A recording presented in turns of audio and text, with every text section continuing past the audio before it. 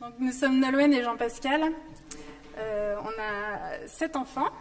On a 45 ans cette année tous les deux. On est tous les deux éducateurs. La grosse différence qu'on a, c'est qu'il est normand et que je suis bretonne. Alors, on nous a demandé de témoigner un peu de notre foi, de notre engagement, et puis en particulier de l'exposition qu'on a préparée sur Carlo Acutis. Et puis en préparant ce témoignage, finalement, on s'est demandé c'était quoi notre engagement au Christ, pourquoi on voulait s'engager pour le Christ. Et moi, ce que je peux dire, c'est que, voilà, évangéliser pour le Christ, c'est toute ma vie, c'est toute ma joie. Parce qu'à l'âge de 15 ans, j'ai vraiment fait la rencontre avec le Christ. J'ai vécu ce qu'on appelle le baptême de l'Esprit Saint. Un peu par hasard, sauf qu'il n'y a pas de hasard avec la providence. C'est-à-dire que ma sœur m'avait invité à un week-end réjouis-toi pour garder les enfants, pour s'occuper des enfants. Et puis finalement, j'étais venue une fois, il y avait un groupe de jeunes qui était là. Et puis ce groupe de jeunes a commencé à se préparer à un parcours d'effusion de l'esprit sur 8 semaines, je crois.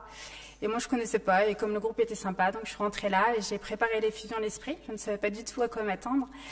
Et en fait, ça a été très fort parce que moi qui n'avais pas confiance en moi, moi qui m'aimais pas, moi qui pensais que les autres m'aimaient pas, je me cachais derrière mes cheveux, et bien à ce moment-là, j'ai vraiment fait la rencontre avec le Christ. Ça a été quelque chose de très fort et voilà, enfin, quelqu'un qui m'aimait tel que j'étais, avec mes fêlures, avec mes blessures, c'est lui qui m'avait tout donné, enfin rien ne m'appartient, tous les dons, les talents, les charismes que j'ai, tout ça venait de lui. Donc c'était vraiment la révélation et depuis ce jour-là, depuis l'âge de mes 15 ans, eh bien c'est ce feu brûlant que j'ai parce que j'ai envie que les autres découvrent le Christ de la même manière, qu'il soit aussi visité et fortifié comme je l'ai été. Et c'est étonnant parce que j'avais 15 ans alors que c'est l'âge où on est plutôt en pleine crise d'adolescence, où on est en pleine crise de foi. Et je me dis, voilà, c'était le bon moment pour le Seigneur. Et quand voilà, je disais à Jean-Pascal tout à l'heure, je dis, purée, ça fait déjà 30 ans en fait. Je calculais, je disais, aïe, ça fait déjà 30 ans. Bon, voilà. Et puis, dans Luc 12, 48, on dit aussi à qui on a beaucoup donné, on demandera beaucoup, et à qui on a beaucoup confié, on en réclamera encore. Et voilà, moi je crois qu'on est, on est unis, on est heureux en famille avec nos enfants. Je trouve qu'on est hyper bénis, on est hyper gâtés. Et c'est quelque chose que j'ai envie de partager aujourd'hui en fait. Donc c'est la raison pour laquelle je suis missionnaire aujourd'hui et qu'on est missionnaire en couple.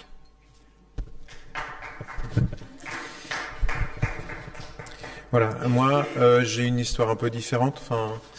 Moi je suis né dans une famille croyante, pratiquante, avec des parents engagés. Et du coup, je pense que ma première image d'engagement, c'est l'image de mes parents. Voilà. Ensuite, j'ai cheminé jusqu'à arriver, voilà, après pas mal de virages, je suis arrivé à l'Arche donc j'étais à Rennes, dans les foyers pour personnes handicapées. Donc ça veut dire on avait sur le modèle d'une vie familiale, on vivait dans des maisons avec des personnes avec un handicap, parfois un handicap très lourd.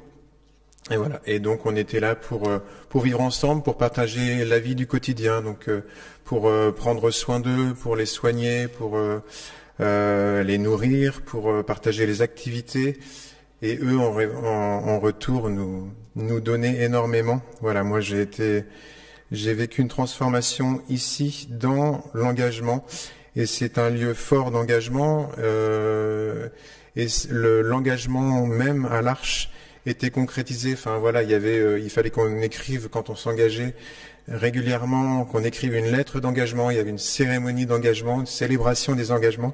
Enfin voilà, donc le terme d'engagement était fort. Voilà. Et puis voilà, moi ma façon de m'engager, c'est je suis éducateur technique. Donc j'ai une formation de métier manuel, donc il faut que ce soit concret.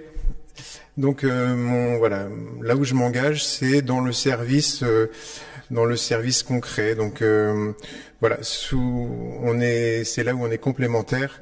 Souvent Nolwenn a les intuitions, et puis moi je suis plus dans la mise en œuvre pratique.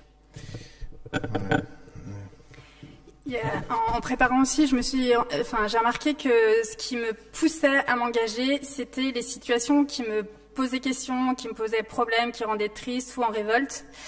Et puis parce que aussi, je n'aime pas que le démon gagne les batailles. Dieu merci, il gagnera jamais la guerre, mais je n'aime pas quand le démon gagne une bataille. Et je me dis, mais Seigneur, qu'est-ce qu'on peut faire pour que finalement l'amour soit victorieux face à cette situation? Comment on peut faire pour que l'amour soit victorieux? Et alors, pour donner quelques exemples, il y a eu des projets qu'on a montés. Par exemple, avec les graines de saint, le grain de saint, c'est parti du fait que on se demandait comment nos propres enfants, enfin même dans la paroisse, des enfants catholiques pouvaient garder la foi aujourd'hui dans ce monde si compliqué. C'était très difficile. Et voilà, je me souviens, j'étais à Paris pendant l'adoration, j'ai dit Seigneur, qu'est-ce que tu peux, enfin voilà, qu'est-ce qu'on peut faire? Et l'idée est venue qu'on rassemble les enfants cathos pour qu'ils se fortifient dans la foi, qu'on se réunisse, qu'on joue, qu'on prie, et que vraiment ils gardent leur identité de catholique pour ensuite aller vers les autres qui le sont pas, mais qu'ils aient cette confiance en eux et puis cette solidité de faire groupe et de faire corps ensemble. Il y a un autre aussi projet qui est né de mon questionnement où je me disais mais pourquoi en Église on n'arrive pas à s'aimer, pourquoi on n'arrive pas à s'entendre, pourquoi on se fait la guerre pour les tradis, les pas tradis, enfin une question de liturgie, c'est un peu Monsieur Curé fait sa crise, c'est Georgette qui met les fleurs à droite alors que Odette elle aimerait que les fleurs soient à gauche, enfin c'est des petits détails où tout le monde s'énerve et on n'arrive pas à s'aimer. Et puis je suis tombée sur un parcours qui était organisé par l'Emmanuel, c'est le père Dolier, parce que je me disais mais Seigneur, c'est à la façon dont on s'aime qu'on sera reconnu comme ses disciples quoi. Et même sur les réseaux sociaux, enfin quand on voit tous les cathos qui se tapent dessus, je dis mais j'ai honte Seigneur, en fait c'est pas du tout la manière dont on devrait évangéliser en fait. Et donc le père Dolier a mûri pendant 2-3 ans un parcours sur justement comment on fait pour s'aimer en paroisse, en église. Et donc on a expérimenté ce parcours-là, il y a 10 vidéos et on a proposé une petite équipe, une petite équipe laboratoire, si on peut appeler ça comme ça, pour expérimenter ce parcours. Et donc voilà, il est vérifié et en fait il est super ce parcours. Donc si vous êtes intéressés, on peut vous en parler et on pourra voilà le vivre à nouveau quand le Seigneur nous redira, parce qu'il y a plein de projets entre-temps. Voilà. Parcours Saint-Jacques. Parcours Saint-Jacques. Voilà. Et puis, du coup, on voulait vous parler aussi d'un projet qu'on a monté en particulier en novembre dernier, c'est Carlo Acutis. Donc, quelle était la problématique de départ? C'est que Mehdi nous a quittés. Mehdi est mort et du coup, on a voulu prendre le relais de ce qu'il avait engagé avec les jeunes, avec les servants d'hôtel. Il leur avait parlé de Carlo et puis les jeunes avaient beaucoup accroché avec cette figure de sainteté. Et puis, je voulais aller plus loin. Je voulais pas que les jeunes s'arrêtent à cette image de sainteté de Carlo, parce que Carlo, il avait fait quand même un travail incroyable pendant 2 ans, qui était l'exposition des miracles eucharistiques. Et puis, il y avait ce désir de réveiller les gens sur l'Eucharistie, parce que des fois, on peut venir à la messe par habitude, et puis on oublie que c'est un miracle qui se passe chaque dimanche à la messe. C'est vraiment Dieu qui est présent. Et des fois, on l'oublie, enfin, on vient là, et puis on voulait réveiller les gens, remettre l'Eucharistie au centre de la vie des gens. Et donc, on a préparé un mois d'exposition, ça représentait 4 mois de travail en tout. Et donc, c'était 1 mois d'exposition avec 2 après-midi conférences. C'était 3 veillées de témoignages avec des reliques, les reliques de Carlo, et puis c'était 3 veillées d'adoration. Et puis du coup, comme la béatification de Carlo est assez récente, il n'y a pas encore beaucoup de support, donc on a accueilli l'exposition, mais on s'est dit si on fait venir les enfants et les jeunes, ils vont regarder 1 panneau, 2 panneaux, 3 panneaux, et après on va perdre tout le monde en fait. Ça va être dur que les jeunes lisent tous les panneaux. Donc on a préparé des jeux pour les enfants, pour les 8-12 ans, on a préparé un escape game pour les adolescents. Et ce qui a été chouette, c'était l'idée du Père Van, c'était d'associer les écoles catholiques à l'exposition. Donc on a fait un gros travail avec les écoles pour les préparer, parce qu'on avait conscience que les enfants, certains savaient même pas ce que c'était une hostie, qui était Jésus. Donc on a fait tout un travail préparatoire. On leur a conseillé de regarder un dessin animé d'animation qui s'appelle Le Grand Miracle, et c'est tiré des visions de Catalina, donc qui retrace tout ce qui se passe pendant l'Eucharistie. En fait, c'est des visions qu'elle a et elle explique très bien ce qui se passe pendant la messe. Et Et donc voilà, il y a eu tout ce travail préparatoire et c'est vrai que c'était chouette parce que pour les enfants, il y avait des temps de prière. À la fin de l'exposition, on proposait un quart d'heure d'adoration à chaque fois. Et alors pour certains, c'était la première fois. Et quand je leur disais, mais venez, on a parlé de Jésus, des miracles eucharistiques, mais là, je vais vous le présenter en vrai. Il est vraiment là, il est dans le tabernacle. Ils étaient, waouh. Alors c'est vrai, on va le rencontrer. J'ai dit, mais oui, on va le rencontrer. Et en fait, oui, ils découvraient beaucoup. Et alors c'était beau. On leur proposait de se confier à Jésus, de confier des intentions. Donc c'était beaucoup les grands-parents qui venaient, les amis, ceux qui étaient malades. Puis des fois, il y avait des larmes chez les enfants, ils étaient émus et c'était très beau. Et puis une fois, il y a une petite Zélie, je me souviens, qui m'a dit, avant de refermer la porte de l'église, est-ce que je peux faire un cadeau à Jésus? Je dis oui, bien sûr. Et alors elle enlève de son poignet et elle me donne cet élastique à cheveux. Et je dis, c'est le cadeau que je veux faire à Jésus. Et je dis, oh, merci. Enfin, vraiment, ça va lui faire plaisir. Et moi, ça m'a rappelé vraiment la veuve qui donnait ses dernières pièces, en fait. Et je dis, merci, ça va lui faire plaisir. Donc, c'est des petits témoignages comme ça qui ont rejoint les cœurs des enfants et qui est très, très beau. Voilà. Et on avait la chance d'avoir à notre disposition l'église de Montsort, qui avait été mise à disposition par la paroisse, surtout ce mois de novembre, qui est une église magnifique et qui malheureusement est fermée parce que voilà, la vie paroissiale est plus concentrée sur la basilique. Et du coup, ça a été l'occasion d'ouvrir les portes de cette église.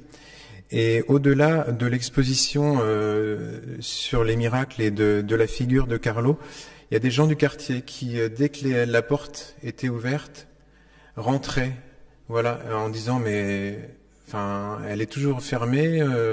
Moi, ça fait longtemps que j'habite à côté. J'ai jamais eu l'occasion de rentrer, ou alors il y a très longtemps que je suis pas rentré.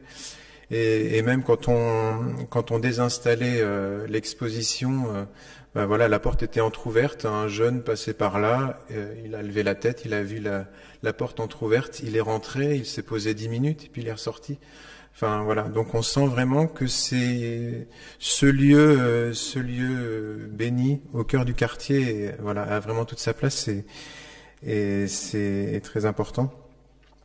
On a été étonnés parce qu'il y a des gens qui sont venus vraiment de loin. Enfin, on pensait nous au départ que ce serait voilà une proposition un peu paroissiale ou même voilà diocésaine, mais pas plus.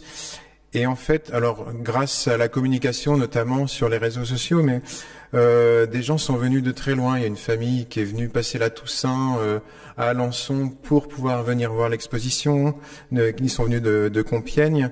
Il y a un groupe des Yvelines qui est venu. Il y a des gens de Bretagne. Il y a une dame du Havre. Il y a des gens, enfin voilà. Et il y a un monsieur qui est venu de Paris pour la conférence du Père Van juste l'après-midi. Enfin, il a fait Paris-Alençon, Alençon-Paris sur la journée, voilà, pour la conférence. Enfin, on a été vraiment étonnés de ça. Et puis, une grande grâce aussi, c'est, enfin, il y a eu de multiples propositions, notamment des veillées.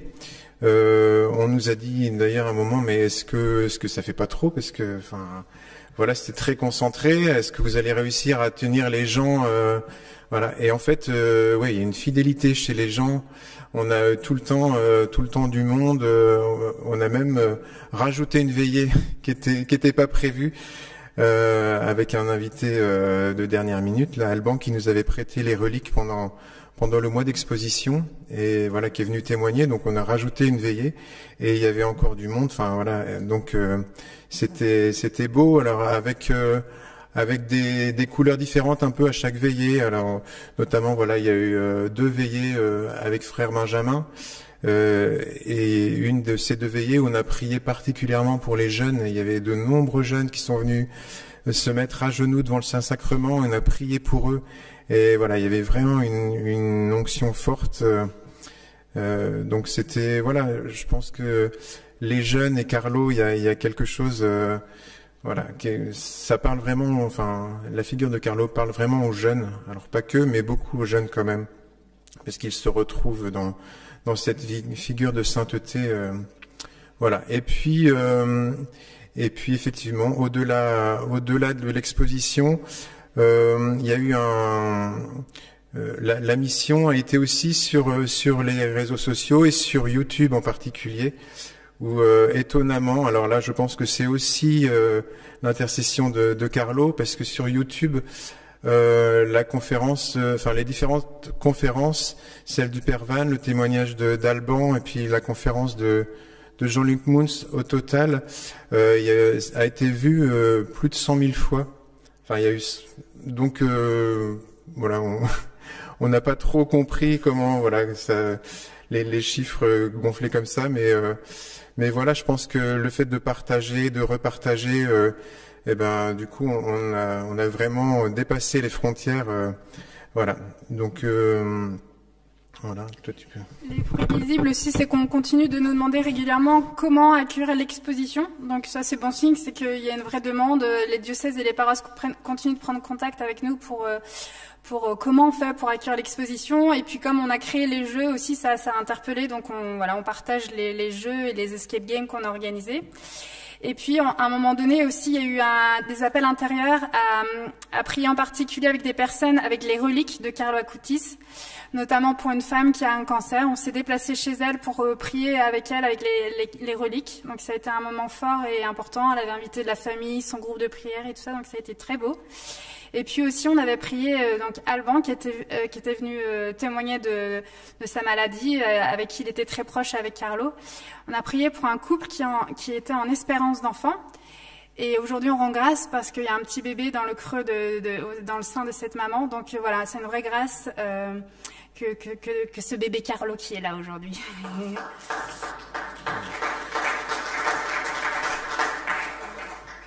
Et pour terminer, oui, c'est ce que disait un peu le frère Leandro, on ne peut pas être missionnaire par nous-mêmes. En fait, on essaie nous-mêmes d'avoir une vie de prière assez importante, même si elle doit à chaque fois être adaptée. Quand on était jeune marié, pendant 1 an et demi où on n'avait pas d'enfant, c'était très facile d'aller à la messe tous les jours, de prier. On rentrait de Medjugorje, alors on jeûnait, on priait le chapelet le vendredi midi, tout ça, donc c'était hyper facile. Mais après, quand on a 7 enfants, c'est beaucoup moins simple.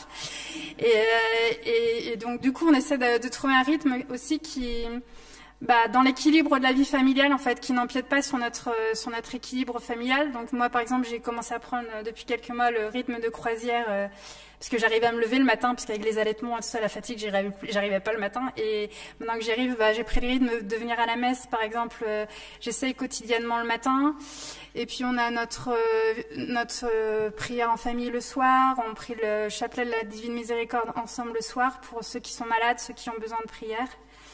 Le vendredi soir, on essaie de prier de chapelet avec un groupe aussi. Et puis le mercredi, donc voilà, on essaie vraiment de prier, de lire la parole de Dieu aussi chaque jour. Donc c'est quelque chose qui nous nourrit. Et moi aussi, je suis un peu comme Saint Dominique des fois en me disant mais que vont devenir ces pécheurs? Et vraiment, c'est cette soif de convertir les âmes, d'autant plus aujourd'hui dans ce monde qui est très compliqué. C'est important pour moi que de prier et d'offrir, en fait, parce on n'est pas le sauveur du monde. Et voilà, quand il y a des petits sacrifices comme Sainte Thérèse, les petits sacrifices, il faut qu'on les offre pour que ça puisse servir aux autres. Et puis, oui, on disait aussi que ce qui était en filigrane dans notre vie de couple et spirituelle, c'était la vie communautaire qui était importante. Donc, on s'est rencontrés tous les deux à la communauté de l'Arche de Jean Vanier. Moi, avant, j'avais fait une école d'évangélisation, je me suis formée aux orphelins apprentis d'Auteuil, c'était une vie communautaire. Donc, c'est quelque chose qui est récurrent dans notre vie, parce qu'on a besoin des autres. On dit souvent un chrétien seul est un chrétien en danger, donc on a besoin des autres. Parce que c'est comme dans un bocal avec les cailloux, là, on se polie les uns les autres. Alors, ce qu'on disait, c'est pas facile de vivre en église, c'est compliqué, mais en même temps, c'est ce qui nous fait grandir, c'est ce qui nous fait mûrir, et on a besoin des autres. Donc, la vie communautaire, c'est quelque chose qui est important. On a cheminé à un moment donné avec l'Emmanuel. Maintenant, voilà, on est dans une vie de prière, dans un oratoire. Et voilà, c'est quelque chose qui est très important aussi pour nous dans notre cheminement de disciples missionnaires. Voilà.